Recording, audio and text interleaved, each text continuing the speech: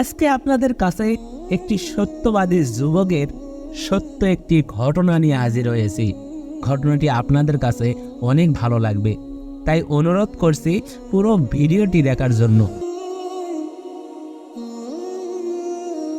Cyrus যখন পারস্যের রাজা ছিলেন তখন ছেলেদের সত্য কথা বলা শেখানো হতো।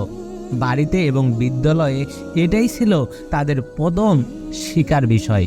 উতানের বাবা তাকে বললেন, একজন কাপুরুষ ছাড়া আর কেউ মিথ্যা কথা বলে না। তার মাও বললেন, সত্যিই সুন্দর, আমি এটা সবসময় ভালোবাসি। উতানের যখন 12 বছর বয়স তখন তার বাবা মা একটি বিখ্যাত বিদ্যালয়ে লেখাপড়া করার জন্য তাকে দূরের শহরে পাঠালেন। অনেক দূরের এই সফরটি বিপজ্জনক হওয়ার কথা, কাজেই তারা একদল বণিকের সঙ্গে ছেলেটির যাওয়ার ব্যবস্থা করলেন। তারাও ওই শহরে যাচ্ছিলেন। বিদায়কালে ওর বাবা বললেন, শুভযাত্রা উত্তান, সবসময় বুকে বল রেখো এবং সত্যবাদী থেকো। ওর মা বললেন, বিদায় বাবা, যা সুন্দর তা ভালোবাসবে আর যা কদর্য তা এড়িয়ে চলবে। ছোট্ট কাফেলাটি দীর্ঘ সফর শুরু হলো। কেউ উটের পিঠে আর কেউ ঘোড়ার পিঠে চেপে রওনা দিলেন। ওরা ধীরে ধীরে পথে যাচ্ছিলেন, কেননা তখন খুব গরম ছিল, তার পথও ছিল তেরাবেড়া। সন্ধ্যার দিকে হঠাৎ একদল ডাকাত ওদেরকে ঘিরে ধরল।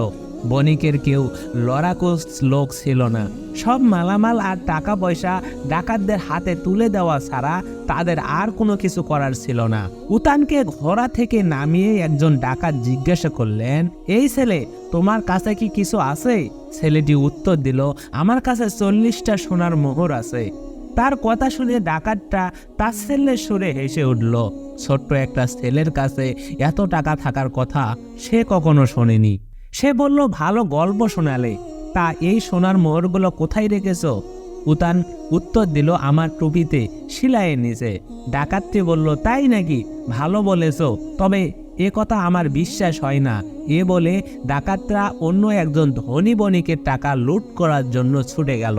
একটু পরে আরেকজন ডাকাত তার কাছে এসে জিজ্ঞাসা করলো, এই যে বাবা, তোমার কাছে কোনো স্বর্ণ মুদ্রা আছে? উতান বলল, হ্যাঁ, 40টা সোনার মোহর আছে। লোকটি বলল, ডাকাতদের সাথে মশকরা করছো? তুমি তো বেশ সাহসী ছেলে। এই কথার পর সেও আরেক শাসালো মক্কেলের দিকে ছুটে গেল। অবশেষে ডাকাত দলের সর্দার উতানের কাছে এসে বলল, এই ছেলে, তোমার কাছে দামি কিছু নেওয়ার মতো আছে কি? উতান জবাব দিল, আমি তো ইতিমধ্যে আপনার 2 জন লোককে বলেছি যে আমার টুপির মধ্যে 40টা সোনার মোহর আছে, তবে ওরা আমার কথা বিশ্বাস করেনি। ডাকাত সর্দার বলল, ঠিক আছে, তোমার টুপিটা খোলো। ছেলেটি তার কথা মতো টুপিটা মাথা থেকে খুলল। ডাকাত সর্দার টুপির প্রান্তরে সেলাই খুলেই এর মধ্যে সোনার মোহরগুলো লুকানো পেল। সে বলল, কেন তুমি বললে? কোথায় এগুলো খুঁজে পাওয়া যাবে? কেউ তো ভাবতেই পারতো না যে তোমার মতো এত ছোট্ট একটা ছেলের কাছে সোনার মোহর আছে। উতান বলল, আমি যদি আপনার প্রশ্নের জবাবে অন্য কিছু বলতাম তাহলে আমাকে মিথ্যা কথা বলতে হতো।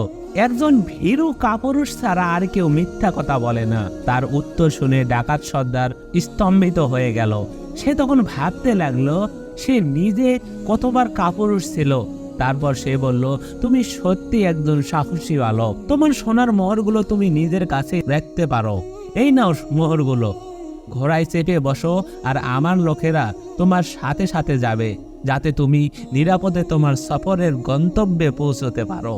পরবর্তীকালে উত্তান তার দেশের অন্যতম বিখ্যাত একজন ব্যক্তি হয়েছিলেন। তিনি রাজা সাইরাসের পরবর্তী 2 জন রাজার উপদেষ্টা এবং বন্ধু হয়েছিলেন। তো এই ছিল একজন সত্যবাদী যুবকের ছোট্ট একটি ঘটনা। ঘটনাটি আপনাদের কাছে কেমন লেগেছে অবশ্যই একটি ছোট্টখাট্ট হলেও কমেন্ট করে জানাবেন। সবাই ভালো থাকবেন, সুস্থ থাকবেন, এই কামনায় এখানেই বিদায় নিচ্ছি। ভালো লাগলে অবশ্যই একটি লাইক দিয়ে চ্যানেলটি সাবস্ক্রাইব করে যাবেন। ধন্যবাদ সবাইকে। আসসালামু আলাইকুম, আল্লাহ হাফেজ।